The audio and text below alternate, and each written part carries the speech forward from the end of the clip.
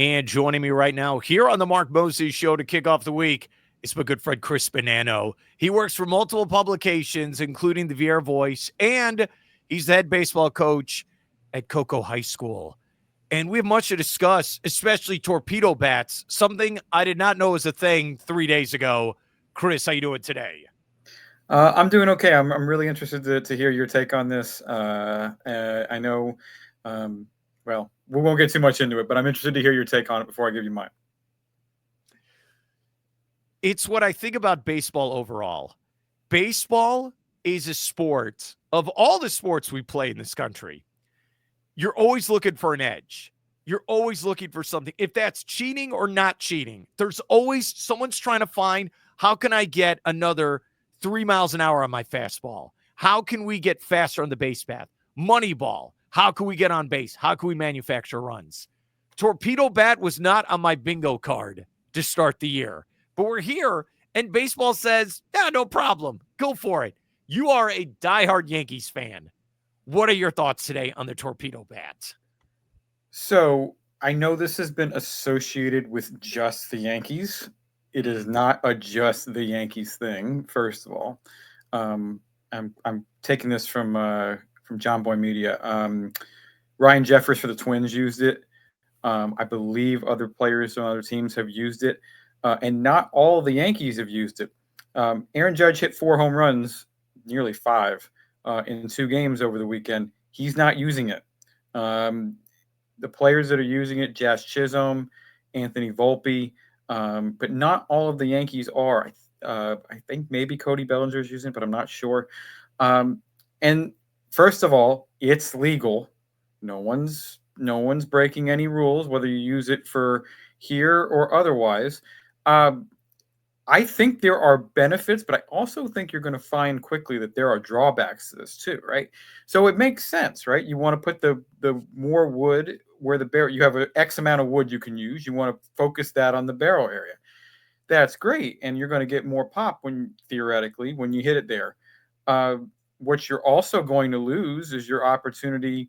If I'm a pitcher, I'm going to start pitching them low and away, right? Because your little flares off the end of the bat are much, you would think, much less likely to happen now. So there's a give and take for everything. The bottom line is the bat is legal, and there needs to be an adjustment. Did it also help you took on the Brewers pitching staff over the last couple of days? Does that really heighten it in this story? Well, the Brewers are a good team. They've had a ton of pitching injuries. No Brandon Woodruff, no Tobias Myers, no Aaron Ashby. Freddie Peralta did pretty well. I heard nothing when the Yankees won 4-1 the first game. Nothing happened there. It was the second game where they hit 9 home runs, including the first 3, not even the first 3 batters, the first 3 pitches. I've never seen that before of the game off Nestor Cortez. And you also had yesterday they had a few home runs as well. So it was a good start for them. I understand after a 9 home run game how the suspicions kind of come about, but not every Yankee's using it. Aaron Judge wasn't using it, hit 3 home runs. So what are you going to say there? So I think there's an advantage and a disadvantage for using it. And again, start pitching them low and away. Do you think more players, even though you said other players have used it, not with success, if this continues for the Yankees, is this one of those things where other players on other teams are like, all right, I'm going to try the torpedo bat? So I'll reference back to Aaron Judge. Aaron Judge was asked, I'm paraphrasing, why he didn't use a bat. And he said, the last 2 years speak for themselves. Kind of paraphrasing. If you're Ohtani, are you really going to mess with the bat? Or if you're a player that's had success, are you going to mess with it? I wouldn't. And so again, this is one of those things that can be just. Could you use different bats for different pitchers? Possibly. Great point. You're absolutely right. This all sounds like beer league softball, which we all played. Slow pitch, 12-inch. We're over at some park in Melbourne. What's the different bat I'm going to use? Yeah, and what the bat looks like to me, I hit with a fungo fungo bat in prep. The Yes. bat looks like a fungo bat. It Where you have that kind of, you could never use a fungo bat in a real game, uh, but it looks like you have that weighted barrel, you have that weighted sweet spot. It's really the kind of the same concept, except it's legal. I had you on last Monday, and I think we for a second, hey, what do you think of your Yankees this year? If I would have told you 1 week, 7 days later, Chris Bonanno, yeah, we'd be talking about tornado bats, or I'm sorry, torpedo bats. And I love that you did twice to say Aaron Judge does not use the bat. You have to defend him. Is that your boy? That's what I need to know. Oh, I would defend him whether he was using the bat or not. Again, can't stress this enough. It's a legal bat. I know it's so they got a guy It's from not like NBC. it's not like they're hiding the bats. You know, people are acting like the Yankees are banging on trash cans. No, they're not. There are other teams using it. If this was happening where the Kansas City Royals were having great success with the torpedo bat, we'd be saying, "Wow, this is amazing! When Barry Bonds had his, was just off the charts. He was using a new bat. He was using a maple bat, which at the time a lot of players weren't using. I didn't hear this, so No. it's kind of even though the Yankees aren't the Yankees anymore as far as the evil empire is concerned, that's kind of the Dodgers now. Uh, it still feels like they're being treated as such. I mean, Oh, yeah. again, I can't stress this enough. Not every player is using it, and other players on other teams are. If you are a fan of a team, at some point, if not this year, next year, players on your team are going to be using this bat. And if you want to complain about something, you can complain about yet another thing that analytics has done. Right? Analytics is a thing that gave us, oh, it's all velocity or strikeouts and shifts and all that stuff. That's why they had to ban the shift. I don't agree with that. But that if you miss small ball, that's analytics. If you don't like what the NBA has become, where it's basically a 3-point shooting contest, that's analytics. So if you want a bad guy here, that's it. But you can't ignore it because these organizations aren't paid to make the most fun game. They're paid to help their teams win. And this gentleman who introduced the concept, who by the way now works for the Marlins according to ESPN, he's done a very good job with the Yankees. Are you amazed, Chris Bonanno, that we've had baseball since the late 1800s, but now this is brought up as a design of the bat? Does that blow your mind? It is. I mean, we've had baseball for 150 years, and we've Yeah. just come to this conclusion now. Hey, let's put the most weight where the barrel is. And one thing that I think is important to note, it's not the same bat for every torpedo bat. So in other words, Anthony Volpe makes contact closer to his hands. So his torpedo, I don't even know what you'd call it, his ridge or what have you, is closer to the hands of the bat. I have no idea how you phrase that, but so these are personalized bats. It's not like I could order 10 of them for Cocoa High School and it would work the same way for every player. No, this is after analytics have delved into the data and say this is where you make the most contact. But again, I really believe there's going to be a trade-off, and you're going to see less soft contact hits than you have before. I just imagine like the 10-year-olds that are playing here in Brevard County for travel ball, and their dad's like, let's get you that torpedo bat. Maybe that'll help you with contact. Also, it would be tough to do this with a composite bat, which is what everybody's using. Obviously, these are wood bats, so the wood is being repurposed. We're not repurposing the wood. Now some players love using wood bats as use, but again, it doesn't travel as far, so you're not going to be able to use that until you get to obviously the professional level. So I don't know that this is something that's going to catch on with our kids.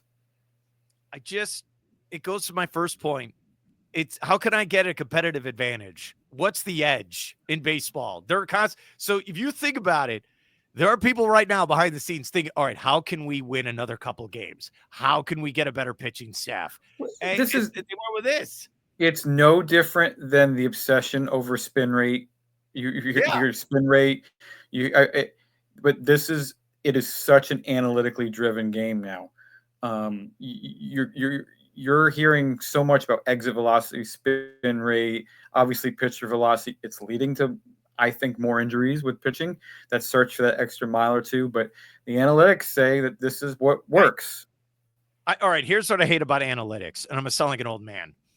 It doesn't matter who has the best batting average anymore. That should be a No. big deal. Who wins it for the year? Who is the best hitter in baseball? Who's the home run leader? Those used to count. Now no one cares with this stuff. No, it's all about if you have a player X that has a 350 on base that hit 210, and you have player B that hit 300 that has an on base of 340, they're gonna take the 350 on base guy. It's just on base is just the precedent. Great example, Luis Arias for the San Diego Padres. Tremendous hitter, never ever strikes out, and that is something that is valued with analytics. But because he has no power, and his on base it's good. His wins above replacement, which is an analytic stat that everybody loves now, is not particularly high. And I don't think he's the type of player like 20 years ago we'd celebrate him as amazing, like a Paul Molitor type. And he's still good, but it's not the same now. I like the reference to Paul Molitor. That was good, dude. I just pulled that out of the thin air. All right, I'll go a guy that won an MVP for the Twins. No one talks about him. How about Joe Mauer? How about him as a player for the Twins? His peak Joe Mauer was really good. Like that's what got him in the Hall of Fame. If you follow like the last few years of his career, he was just a guy like an average base. He had some injuries, but peak Joe Mauer, like you hit him second, third, and he would carry a lineup when he never a 40 home run guy or anything like that. But his average, especially at the catching position, and again, people don't remember this. Maybe they remember it down here, but he signed to play quarterback at Florida State. He was that good of an athlete, and so the only reason he chose is because he was a number 1 draft pick in Major League Baseball. But he could have just as easily been the star quarterback for the Minnesota Vikings as a star catcher. So, truly a great athlete. He was awesome, and he was the first pick in that amateur draft, and I think the second pick was Mark Pryor to the Cubs. And I know that randomly for some reason. Those are the two players. Top of the draft. All right, before I let you go, and I appreciate coming on to give your official statement on your beloved New York Yankees. Who you got this week for baseball, buddy, with Coco? We've got 3 road games. We're at Brevard Heat Tuesday. We are at Orlando Evans on Wednesday. And we are at Palm Bay High School on Friday. So a busy week with a lot of miles on the road trips here this week to come. But it's a fun time overall for baseball. It's getting warm. It's exciting. Yeah, it absolutely is. Are you going to watch the Final Four this weekend? I am. It's thankfully we don't have it where some years WrestleMania is on the same night as the Final Four, and it's annoying. It's true. So what is it? The next weekend for Mania? No, it's actually the following weekend. It's the latest it's ever been. So I'm already panicking about the fact that it's the first weekend in the NBA playoffs and the NHL playoffs are going, I believe, at that point. I'm not sure if they are or not. You have multiple screens. Don't worry. You'll make it work. I do, but if the Knicks are on at night, that's not going to be a good one. But I love that answer. To answer your question about the Final Four, yes, I'll be watching. It's been a disappointing tournament overall. And I don't just say that just because the 4-1s got there, but just not a lot. It feels like very top heavy. The Florida game was excellent Saturday. They get full credit for making a comeback there. It has felt all along like it's Duke's tournament to lose, and it still does. So I would anticipate Duke cutting. I think Duke will play Florida in the final, and I think Duke will beat them. I think Duke's talent is just both defensively and offensively is just too overwhelming, and has been said at other people far smarter than I am. They can survive if they're not hitting from 3. and that's what kind of makes them unique. So, I wonder how Houston's going to be able to score on them. I think defensively they can kind of junk the game up for a little bit, but I just don't think they have the offense to beat Duke. And then the Auburn-Florida game is going to be really good, assuming Johni Broome is healthy. And Florida beat them at Auburn in the regular season. But I would imagine it's going to be Duke against the SEC. The only thing I would say, you're getting Houston in the Final Four being in San Antonio. That doesn't hurt. And Texas Tech would have been even closer, which I believe. Which I'm not exactly tuned with Texas geography, so that would have been a huge thing for them. But overall, I wish the tournament was a little bit more exciting. But hey, we've got the 4 best teams in the country in the Final Four, so that's something to be excited about. His name's Chris Bonanno. I appreciate coming on short notice. I always love talking with you, and have a great week, man. I'll talk to you later. You too.